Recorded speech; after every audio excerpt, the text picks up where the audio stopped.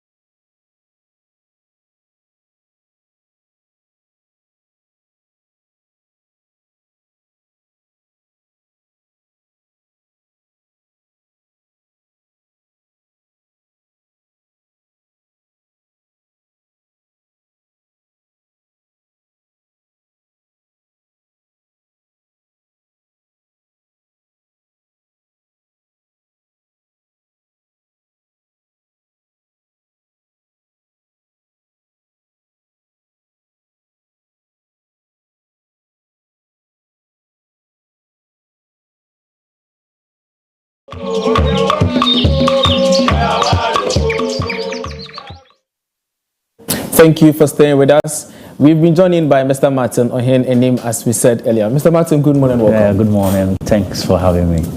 Wow. Mr. Martin, we are moving straight to discussion. Yeah. We started with the various allocation of the budget, and now we are going to the comparison, the 2024 and 2025. Some key, because there have been some increments in it, and we are thinking of, people are asking that, where are they going to get the money to fund this major increment? Yeah. Where are they going to get the money to fund this major increment? So our producer will project that on the screen. Then we just take a look at it. So producer, let's get that comparison right on the screen.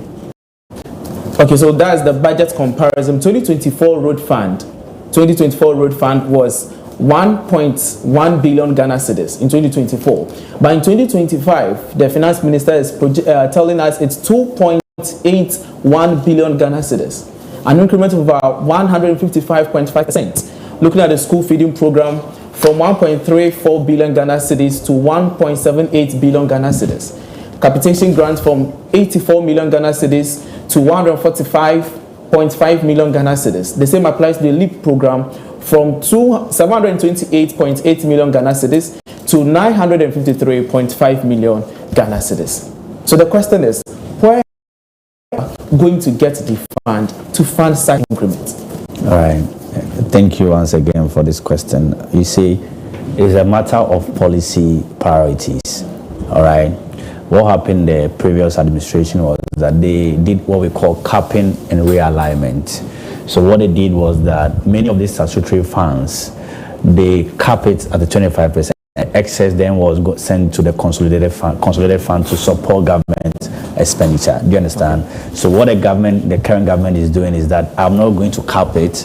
I'm going to let all the receipts and receivables that goes into that account to go and serve the purposes for which those statutory funds were made for. That is why you see a lot of allocations being made to this kind of expenditure. So the road fund was capped. What it means is that any money beyond a certain level comes to the consolidated fund, and government uses for its intended fiscal measures. Are you here with me? But what this current government is doing, I'm not going to cap it. There are challenges in these various fields. People are not getting enough money to feed care. Suppliers are complaining, contractors are complaining. Let me not cap these statutory funds.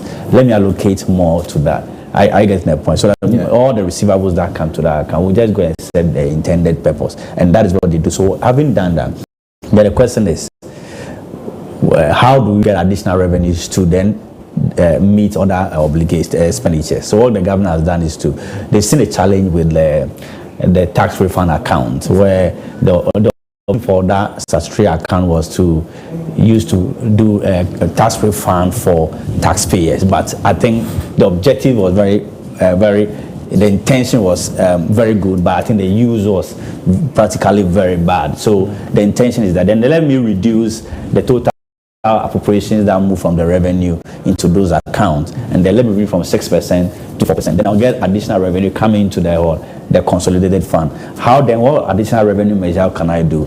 If you check the GDP of 7%, majority is coming from the mining sector.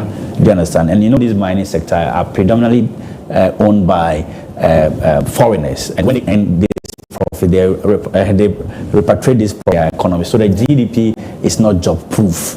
You see that it's a good real GDP, but you see that the unemployment rate still is now 14.7%. So that GDP is not real. It's not job proof. It's not one that. So what can the government also get something from that sector?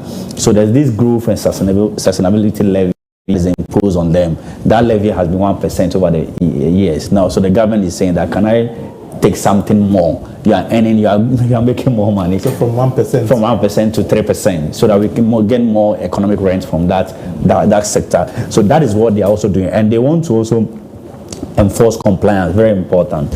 I mentioned to you that they saw a VAT gap in the amount of receipt that we could make. So the new Commissioner General has been tasked to ensure that we plug the holes. And also another good thing that is going to happen is that the finance ministry is engaging the IMF for a technical assistance, where they will come and look at our VAT regime and then retweak it so that it can ensure a lot of revenue inflows that will come into the consolidated fund to support government expenditure. So that's why you see the projections of revenues are very clear, and it's indicative of how government want to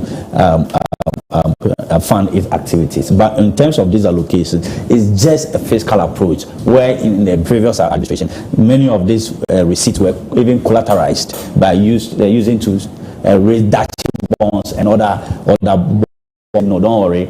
I want the school feeding program to go on well. I want education at the grassroots level, primary level, to go on well. One other thing that we have done is that in the year 2024, all the quantitative targets, okay, and all the fiscal measures that we were supposed to meet by the missed. One of the measures, one of the key benchmarks or key metrics that the IMF program wants us to do is to increase social spending. And LEAP is a social spending, because these are people who are vulnerable and do not generate income. So, but we did not allocate enough allocations to these people in 2024, which is a target that we missed. The reason being that IMF knows that you are coming from an economic disaster, inflation escalating, are you here with me?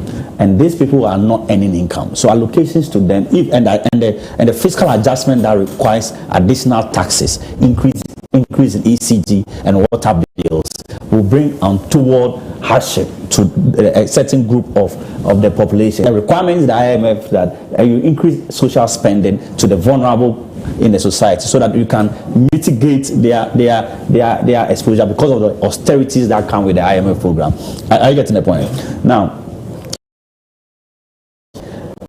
people were worried that even though COVID devastated the economy, income levels have not increased. Inflation went up, but government was imposing taxes, right? E-levy came on board, COVID levy and the lights came. So that triggers some level of untoward, or it brings untoward hardship to the citizenry. So it is expected that one of the measures that the IMF does is that please increase spending on what? Social activity. So these people within a certain group attend to their needs, but we missed that target. So this government wants to send more allocations to the LEAP program to meet that kind of social spending requirement. And you also notice that there's also allocation more to, what's the name?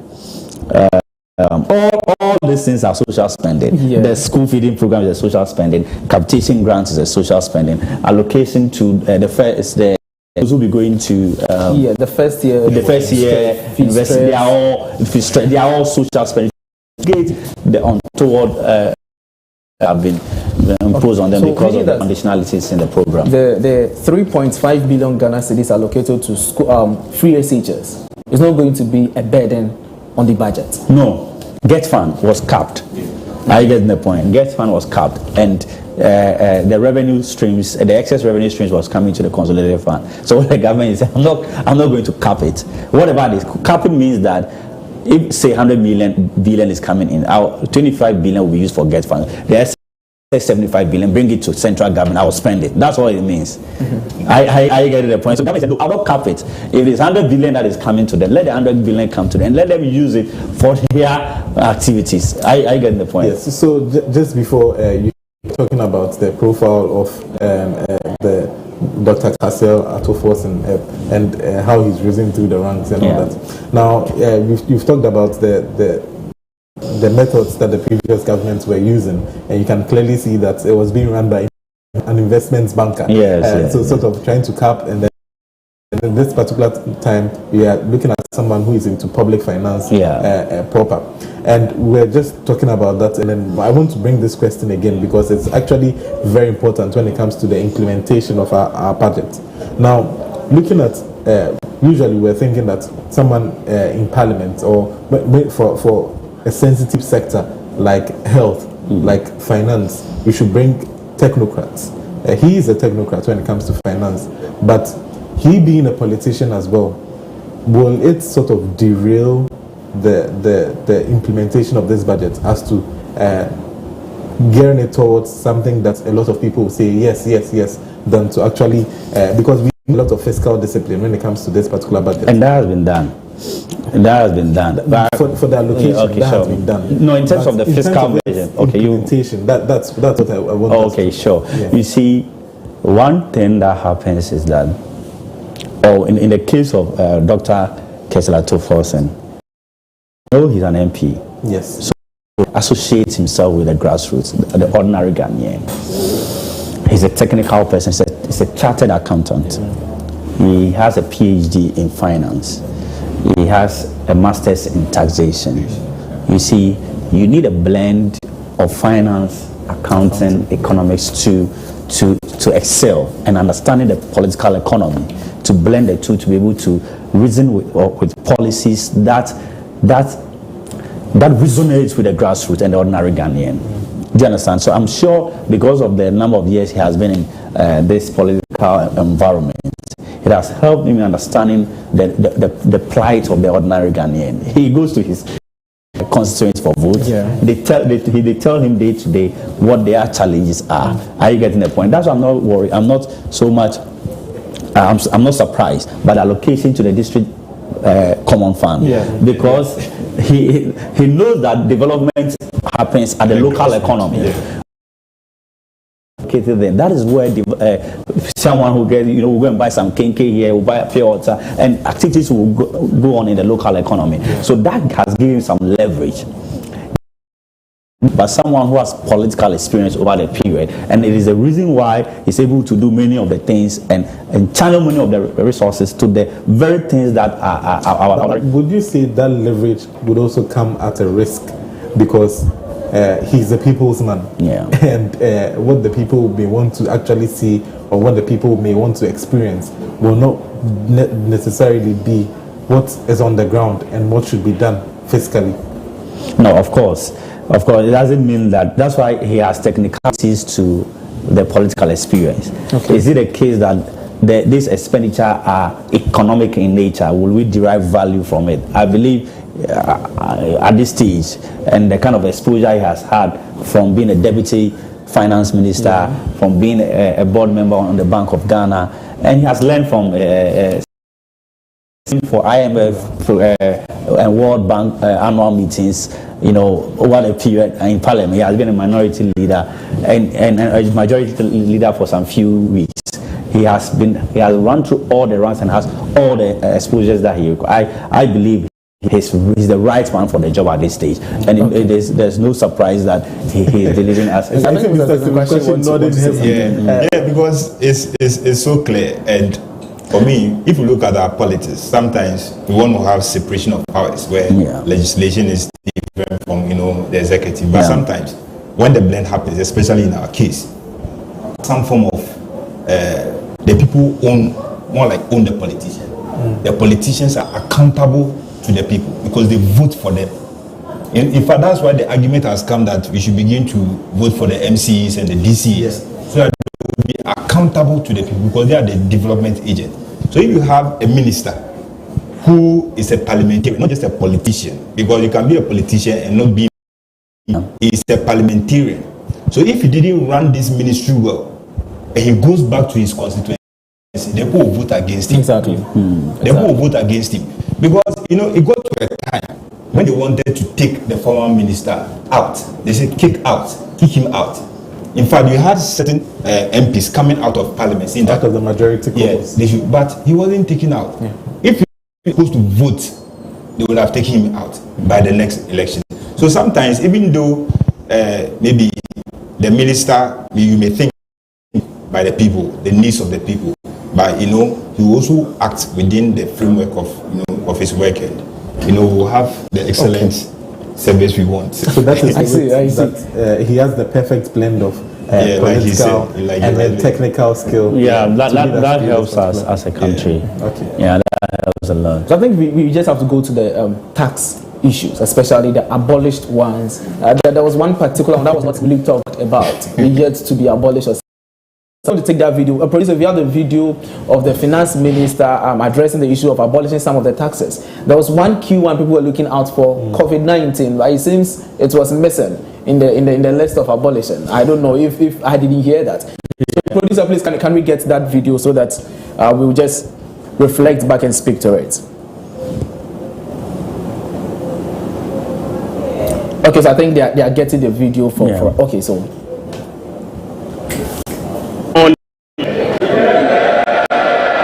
we will abolish the electronic transfer levy, e-levy of 1%. We will abolish the emission levy, otherwise as in Wusie tax.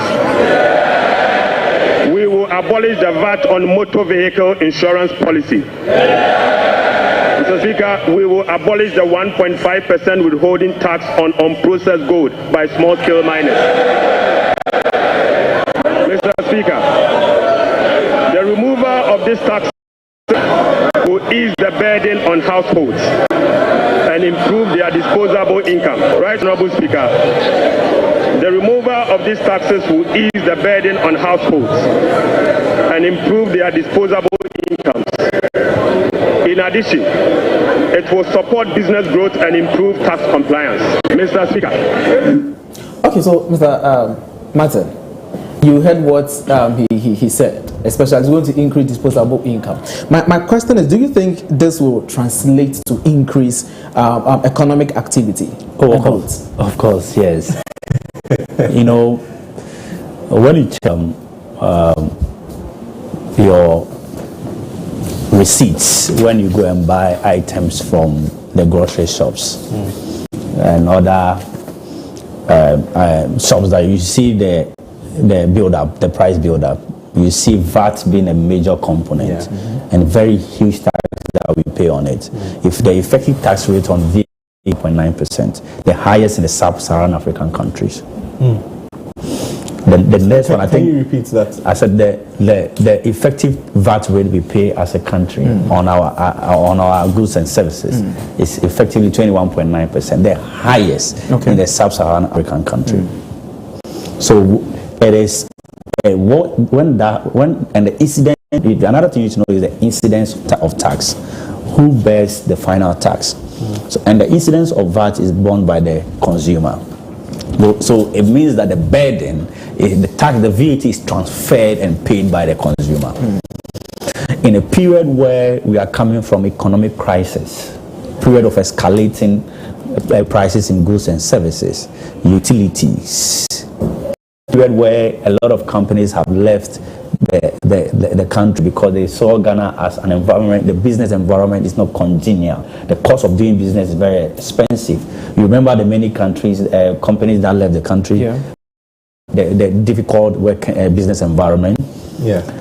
Income levels have not, it's not a case that companies haven't seen prices in goods and services escalating day by day and exchange rate impacting the economy. It's not a case that salaries of those people across the country has been increased. If you enter, I wonder why you live with 1,000 Ghana cedis as salary days. Now, and these same people, because a government that you have paid taxes to and gave some advance some monies to did not make good use of those money, that same government is now saying that because there's a challenge, come and pay additional taxes in the form of e-levy, COVID levy, and many of the sanitation, emission, betting, having imposed all these things, and a debt restructuring. So what does this do? What you would have paid earlier to government is now coming. So what is available in the economy is disposable income. The income available to spend is those taxes that originally would have gone to the government now comes to you. The e-levy, I do a lot of mobile transactions. So you can imagine how much I'll be paying over the period. Those are things that ordinarily to the government are now coming for me to spend in the economy. And we have something called fiscal multiplier. You know, a cedi spend in an economy can trigger more because it comes to you, you also spend, the next person also spends. So it trigger economic activity. So we call it a tax multiplier effect in the economy. So you cannot discount the relevance or the importance of those monies previously, which would have gone to the government, now coming to the consumer or the micro level for them to spend.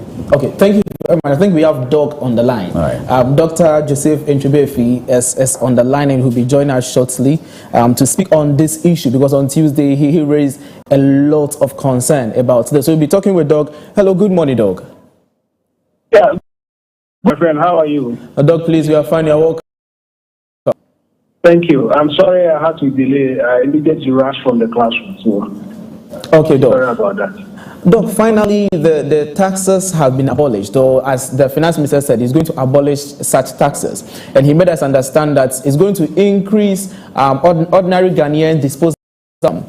The question is, the current situation we find ourselves with the issue of debt challenges and all this, do you think abolishing this tax at this point in time is the right way to go? Good morning once again. I looked at the budget and the brouhaha surrounding abolishing these taxes, and I find it quite funny. What the finance minister has done is just to rob Peter to pay Paul. We abolished how many taxes? About 5 taxes or 4, and then 4 new taxes. Okay. So Doc, please, can you walk us through the 4 new taxes? Come again, please. The 4 new taxes introduced. Yes. So let me tell you the tax abolished. Okay, levy, COVID-19 levy, debt and emission tax, value-added tax on vehicle insurance policy, and withholding tax on processed goods. Okay. The ones that are introduced are growth and sustainability levy that has been increased from 1% to 3%. Special import levy that has been extended. The sunset clause on the special import levy has been extended. That on life insurance, reintroduction of the road tolls, and one very, very obvious increment is a reduction in tax refund from 6% to 4%. Okay, but you abolish these, the first one for political expediency, and at the back door you introduce new ones. so hello, Doc. So it's the same thing. Doc, please, are you there? I'm here. Yeah, so Doc, you made mention of certain taxes, like the growth and sustainability tax. That was all we think is just an adjustment being made on that. And on the fact that people also... the adjustment is, it was 1%, it has been increased to 3%. So it's the same taxes. But would you say that constitutes an introduction of a new tax, or it's just an adjustment of an existing tax rate? No, of course, you will not say that it's a new tax, but the rate has been increased. Okay, the rate is not the same. But Doc, you called it... just like the tax refund, yes, that has been reduced from 6% to 4% of GDP. Yeah. Yes, it's the same taxes, whether it's a new tax or adjustment of the percentage points. There's still an introduction. But Doc, that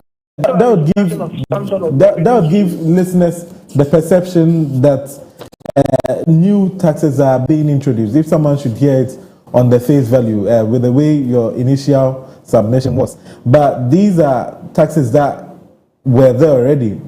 For instance, the road tolls. I understand. Maybe I didn't find my first work very well. But the point is that there are some taxes that are moved.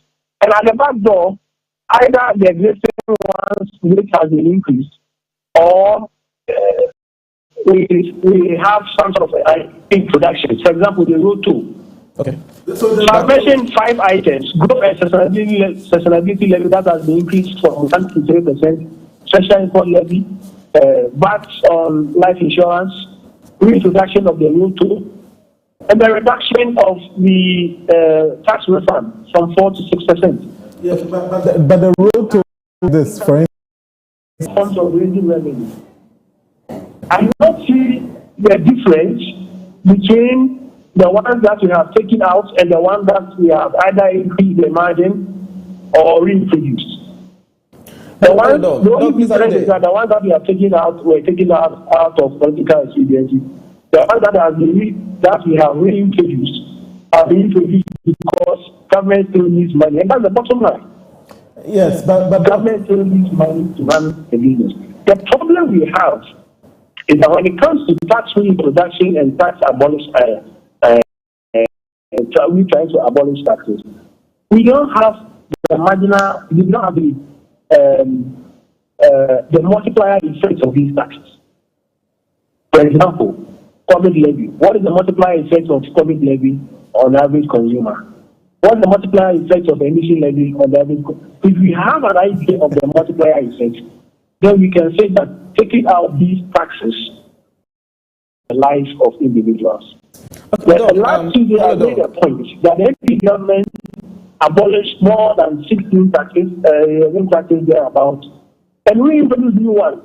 And part of the reintroduction is the betting tax that they just renamed as lotto winning tax. It was lotto winning tax. They came and take it out, and then they repeated it. They just changed the name to betting tax. The bottom line is that government needs money.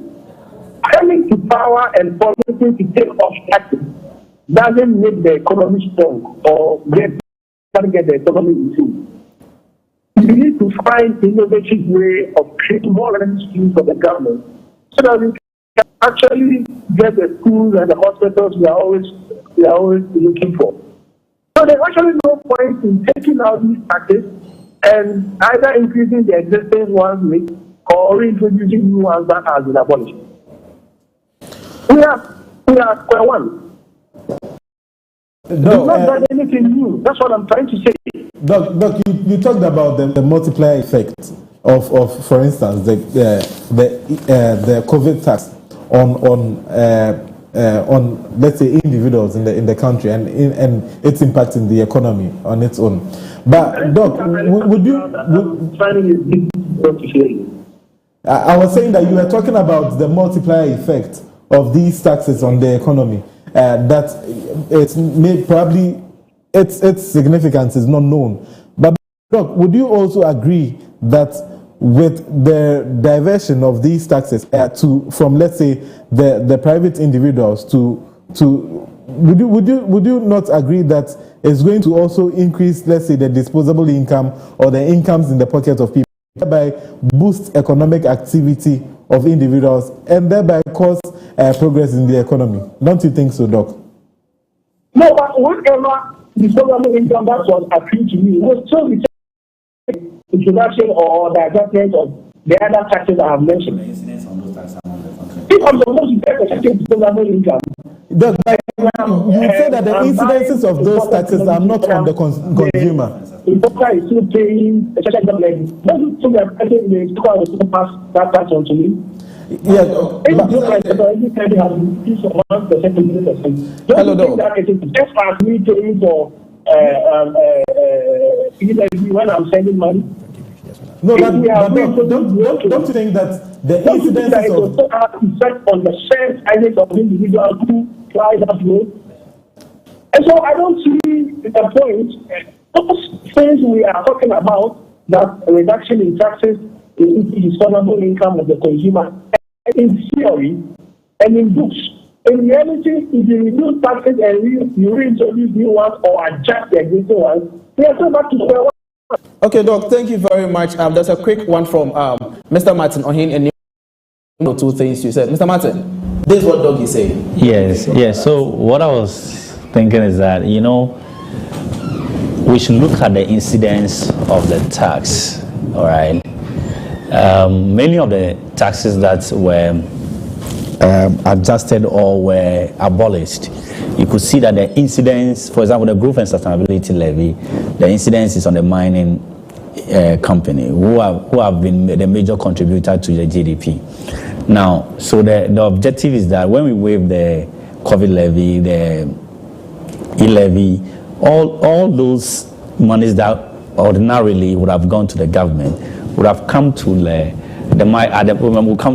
level, the consumers and households, so that they could rather spend the money. And we all understand in basic economics how spending is important as a major contributor to GDP, because GDP is a function of consumption, investment, government spending, and the net external position. I get the point. So, of any fiscal approach to improve one variables in the equation. It triggers an improvement in the GDP. Are you here with me? So the only thing government is doing is that the incidence of those taxes, many of them, many of those taxes, the incidents are not falling on the ordinary Ghanaian. He wants them rather to have more. Particularly look at where we are coming from as an economy, devastated by external vulnerabilities. And then income levels have not increased over the period. There was a report by even World Bank that because of the high inflation, about 800 people have been moved to the brackets of poverty. You remember those things? Yeah. And there was even that the living conditions of Ghana has worsened. Unemployment levels are worsened because we need to support the private sector, which is the engine of growth. So if government is saying that I'm removing all these taxes, ordinarily which the incidents fall on the individual, direct household and private, the private sector who buy these items as inputs for their productions, and is waiving all this VAT and even on their purchases, then this will go a long way in reducing their inputs of production. The expectation is that will translate into lower prices going forward. I guess, and when that happens, with a reduction in the taxes for the consumption people, then that will trigger consumption of this item and will have a multiplier effect in the economy, basically. This issue of tax refund being reduced from 6% to 4%. I wanted to even tackle that. Let me tackle that. And you want to tackle that? Kwasi will come in. Sorry, Kwasi. I think let me put my question for you. And this reduction in tax refund from 6% to 4%, initially it means that the maximum one can apply for is 6% of what you've paid for. That's the maximum. There's a fund that is kept by the GRA for tax refunds. For example, when the GRA comes to do an audit on you and they see that you have credits, you have tax credit, you can apply for the refund. Are you here with me? Now, to make provisions for such tax refund, the ex-World government, the Honorable Minister Setekpe, together with Ato Forson, went to Parliament that they want to appropriate about 6% of, I think, the total revenue into an account for the purpose of paying any tax credit and refunds that may accrue to taxpayers. Do you understand? Okay. Now, upon coming to government, they noticed that the objective for which that tax refund account was established, it was not being used. Are you here with me? About less than 40, about a little over 40% was used for that purpose. The excess 57 was used for other was misapplied. So the objective is that then the only reason why they may be misapplying the excess is because they are having a lot of money account for the purposes of refunding tax credits that accrue to taxpayers. So let me reduce the allocations that come to that account so that you don't misapply. Okay. Do you understand? So I'm going to. So meaning it doesn't apply to the ordinary tax. It's not a tax. Okay. It's not a tax. Okay. It's the total revenue that comes. Then a portion of it goes into a tax refund account. It's an allocation of revenue that comes to. Is it already tax that paid? That the government is saying that I'm taking a portion of it to put into an account for the purpose of refunding tax credit that may be due the taxpayer. Are you here with me? And which is within the administration of finance, the Ministry of Finance, and he came to investigate that and noticed that no, about a little over 40% of that allocations used for that purpose, in excess of 50% was used for other purposes for which are in deviation from the reason for which those accounts were set up. Are you here with me? Yeah. So now, I may be having it, or maybe a lot of monies are going towards that account. So I'm going to reduce the percentage from 6% to 4%, so that comes into the consolidated fund to support government expenditure. Are you here with me? Okay. So it is not a new tax. So about 3.8 billion Ghana cedis. Yes. Yeah. So which will cover the loss in e-levy and the betting tax, and we'll even have and you see we'll lose about 2.1 billion from the abolishment of e-levy and the betting tax.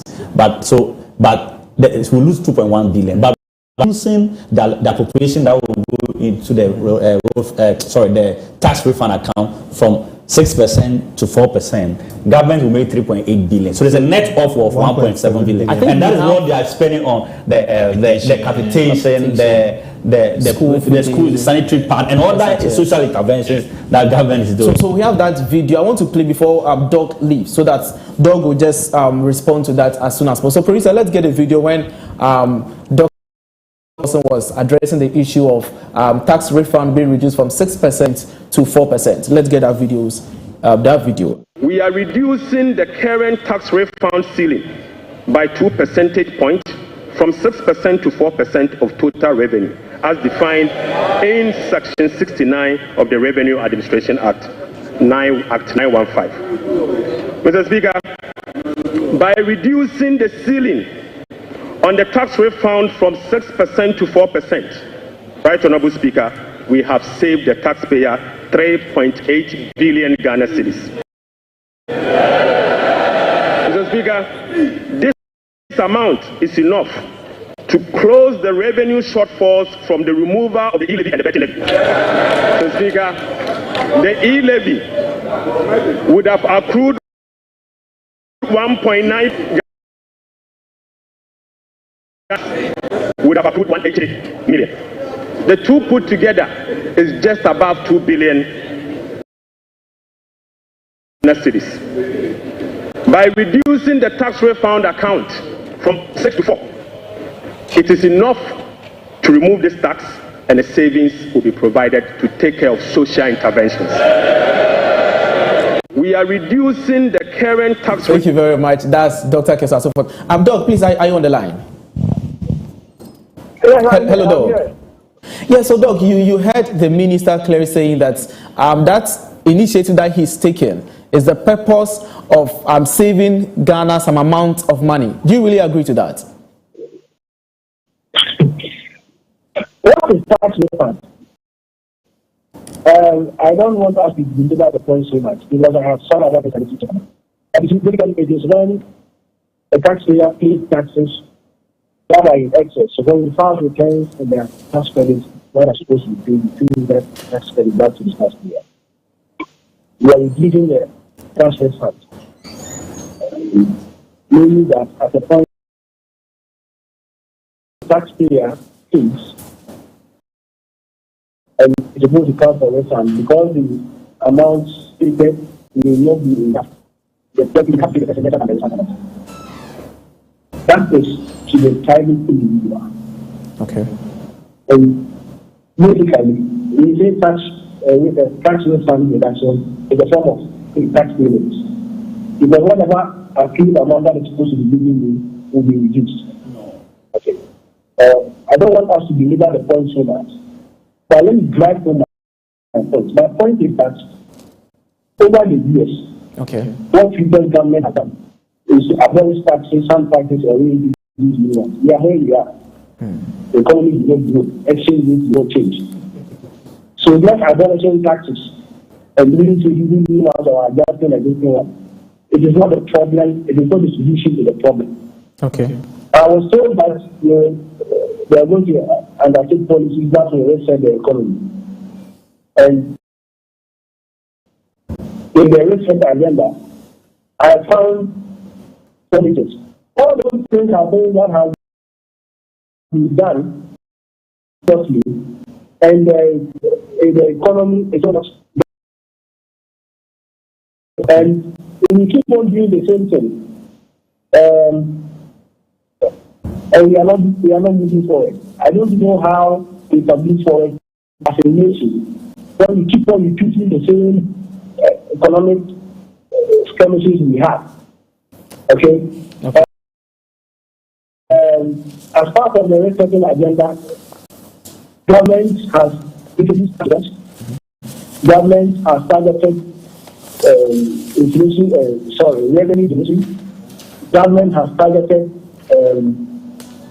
commitment to debt restructuring, and one of those innovative means of resetting the economy is commitment to. Okay. Apart from the 24-hour economy, all the things that you said, I think that can be done previously. And we are where we are. Nothing has changed. It keeps on getting worse. Inflation keeps on getting worse. So if this government says I will settle and comes back to repeat the same thing, then by 4 years' time, we will still be where we are. That's my point. So just taking attention on removing taxes and introducing new ones or attacking existing ones. It's not a solution to the problems we are having at the country. Okay. So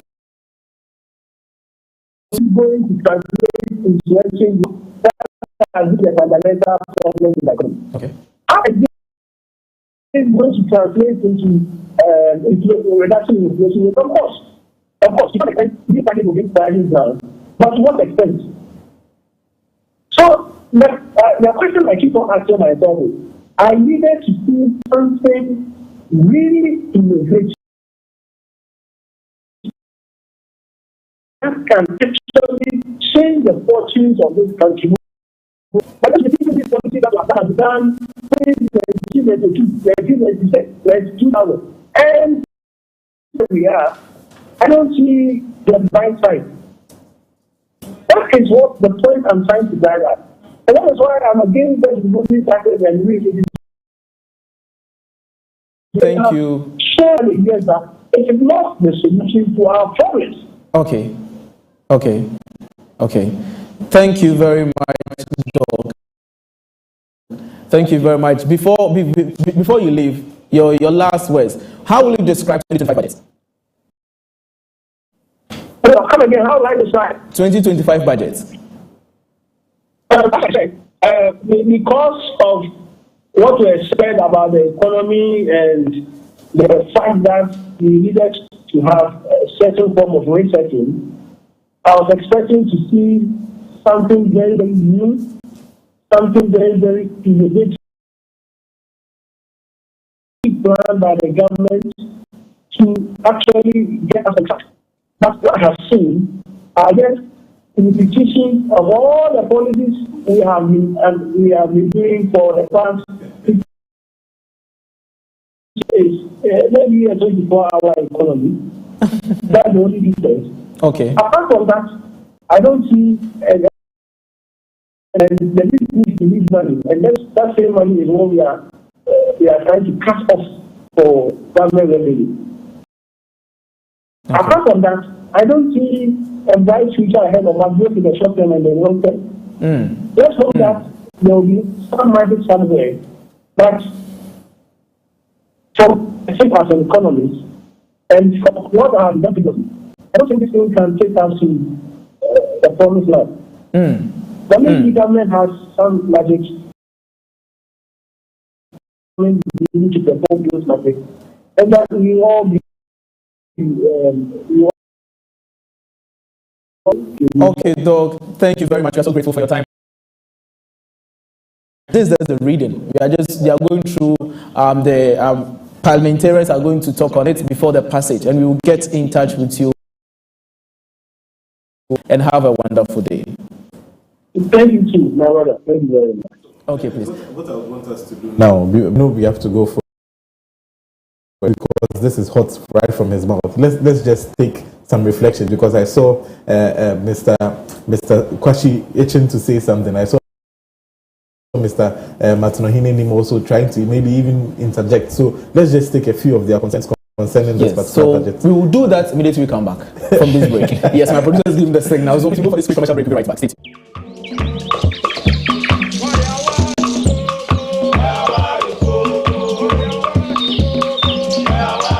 Are you ready to groove to the beat?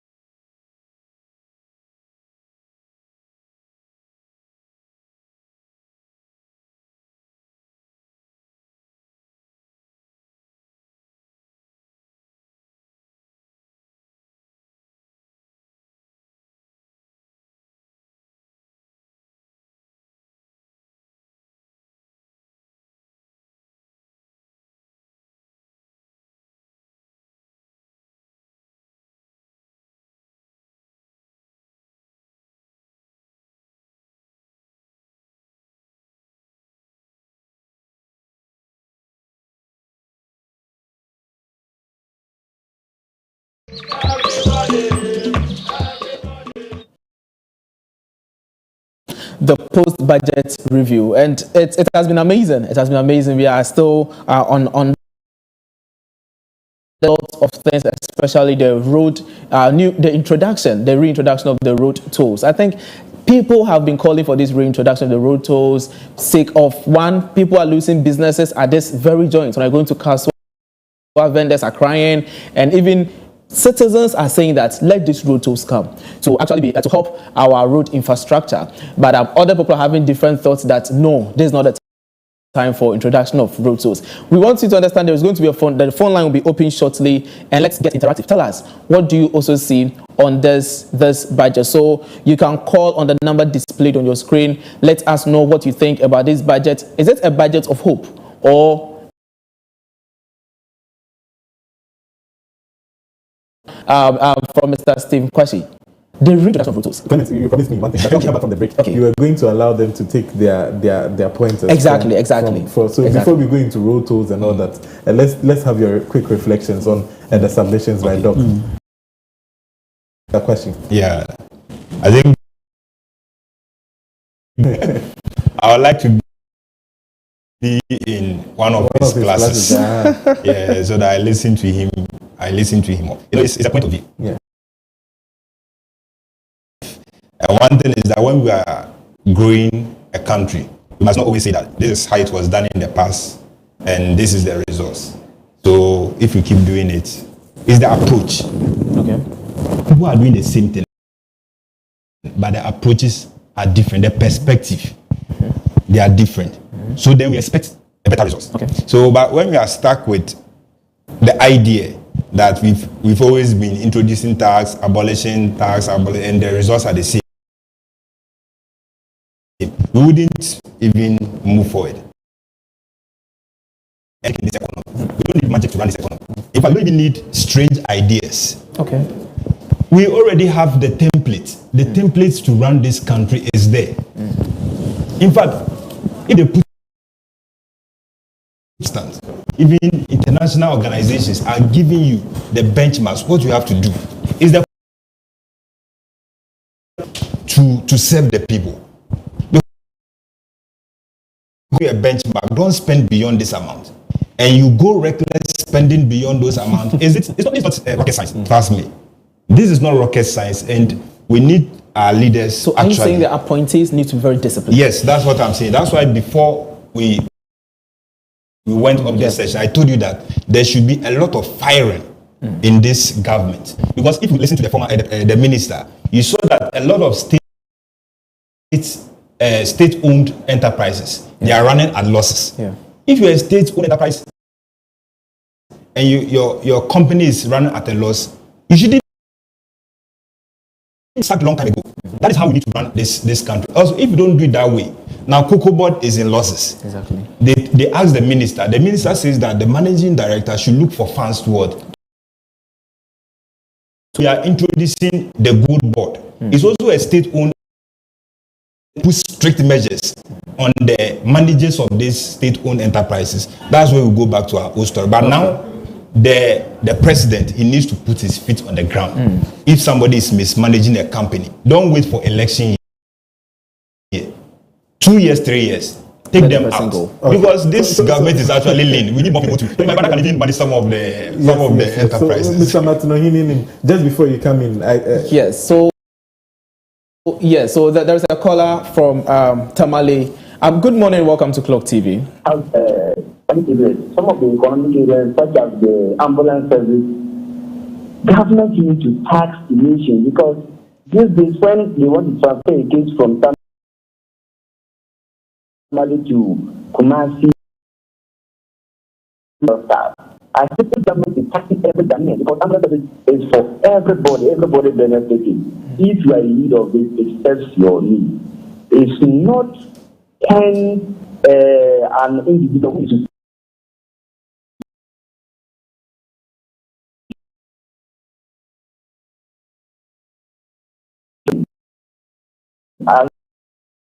especially those in the working population, take their salary from Nigeria and Atlanta General. Just keep the first one. I did the competition, and I think the 4 million that is working in the government sector who took the salary from Kotono and I multiply it by 30%. And I found that this has amounted a very huge amount of money. So to sit down and in case will come, the ambulance service will tell you there's no fuel, and then the patient is dying. I don't think benefits from ambulance service. Why don't we tax people to pay? So that when free, without this contingency, and even through that we can be able to settle more ambulances, or the ambulances part that they say, oh, our ambulance has fallen, it has been kept long for too long, and then to have to, all this is just a little thinking. Government have to push a little. This one, everybody benefits from it. So, unlike the betting tax and then people are complaining, nobody will complain of ambulance service because we know that if I had an accident today, whoever I am, ambulance will come for me. Okay. I think the best way to go okay. is to think about how to. Thank you very much. Thank you very much, Mr. Abdul. Okay, Mr. Martin. Mr. Interesting point that he's taking it from. Still sort of maybe that would also call for an introduction of a new tax, which is not even the ambulance service is under the special initiative ministry. The initial previous we have a ministry now, the special initiative ministry. Yeah. Are being handled by such ministry, but we are. What his submission was, but I'm very much interested in what Mr. Martin Ohinini wants to say about Doc's submission and then the budget review. Look at the. So you see that revenue, even though government have reduced their taxes or abolished all these taxes, the revenue have actually increased. Yeah. Are you getting the point? So they are looking at other measures to plug in the holes and even increase the taxes that were accrued to them, to use for government expenditure. So we shouldn't look at only a specific tax measure, but we should look at it holistically.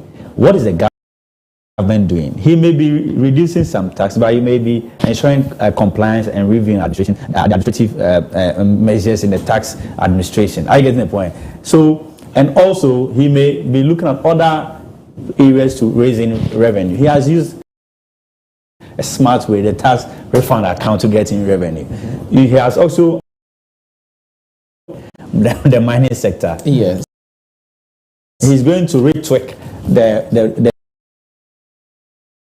more compliant and making more revenue, because the current VAT regime that we have is making a lot of people not even. So we are going to use a flat system. No, that is there. But what it's going to do is, currently what we have is that we have the GET fund, we have the NHIL, we have the COVID. That is added to the cost of the product before they slash in the 15%, the standard rate, which is with cascading the VAT component. I get the point. And we don't do that. It's even illogical to add variable tax to a sales tax. It doesn't even make sense. So that's why the finance minister is saying that I'll look at that point. We don't apply tax on tax. Because VAT is a tax and applying it on other levies. If we don't do that, we don't apply tax on levies. So those things, when they retook it, re-engineer it, they are expecting that the is increasing. That's what we should be looking at. It is not only the abolishment of the tax, which okay, you can complain, but is it the case that the raw fiscal measure is leading to increasing? Okay. Are you here with me? And that is true. Revenue for the outturns for 2024 was 186 billion. But the projection for even the target for 2024 was 177 billion. Yeah. But government ended up making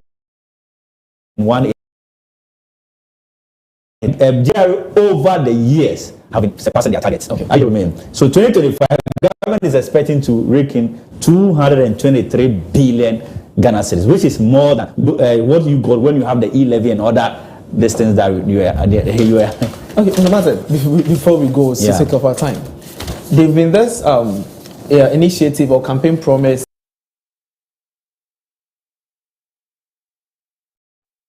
Budget to realize an amount of almost 51 billion cedis have been put there as a seed into the bank. People are saying we have NIB, we have was a bank. These two banks, as we speak now, are not really functioning well because of how things are going. They are of the point that why don't you rather put such money into these two banks for them to function rather than you establishing Women's Development Bank? 51.3 million, that is. Yes, of course. You know, these two banks are already having solvent issues and liquidity issues, and government need to capitalize this bank. I think I heard over close to 2 billion Ghana cedis, both NIB and agriculture. Now the focus is different. Agriculture predominantly, ADB predominantly. That's an investment. They do place funds and do investment. I get the point. Now, so the objectives of these two banks are already different. Their modus operandi are different. Yes. So this intervention is to segment a certain people and then intervene. Are you hearing me? So and indeed, what I am seeing is that it may not necessarily be a bank. Okay. Or what I'm saying, because the capital requirement to form a bank is about 400 million Ghana cedis. Exactly, we're talking about this morning. Yeah, so but someone would say it seems you are part of this government. Oh no, because per how you are speaking, it means you know a lot of things. No, I'm looking at regulation. Okay. The regulation requirement of forming a bank. Okay. And the capital, the seed fund has been given to to finance the Women Development Bank. So I am just my projection. Okay. Is that it may be part of those interventions by government. From I'm sure this thing will be led by the office of the vice president. I want to believe so. So that they will. Who usually champions, she's at the presidency now, champions gender initiatives when it comes to these particular things. The seed fund is based on our laws. That is enough to be able to form a bank. Sure. I think it's an intervention in women. There may be offices scattered across the country to support women. Some thousand, these people who sell water and they just need some 500,000, 2,000 to support women. The market women. Because some microfinances have been doing such things, but the interest rates keep on. So I think that's the reason why. That's the reason. And so this intervention is a seed fund, albeit small, but at least it's a demonstration of commitment to a cause. Okay. That women are playing critical role in our national economy. Go to Makola and see the number of women there doing business, and these people, based on the financial sector cleanup, many of the savings and loans and microfinances that were supporting these women and these women are no more there. So government want to come in and intervene. My only issue is that we should make sure that, I'm sure it will definitely be at a lower interest rate to support business and economy. Thank you very much, Mr. Kwashi.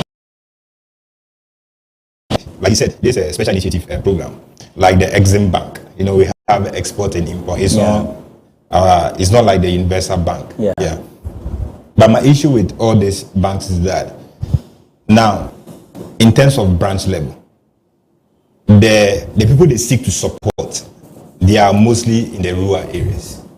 The women in these districts far away from Accra. But you may be surprised that this Women's Bank will be headquarters in Accra. So are we going to have different branches? Exim Bank is in Accra. That one makes sense. We have our port and staff in Accra, so import and exportation. But this Women's Bank is a special initiative. I want, if when they implement it, they should send it to district level. But you'd also argue that a lot of economic activity is where it happens in Accra.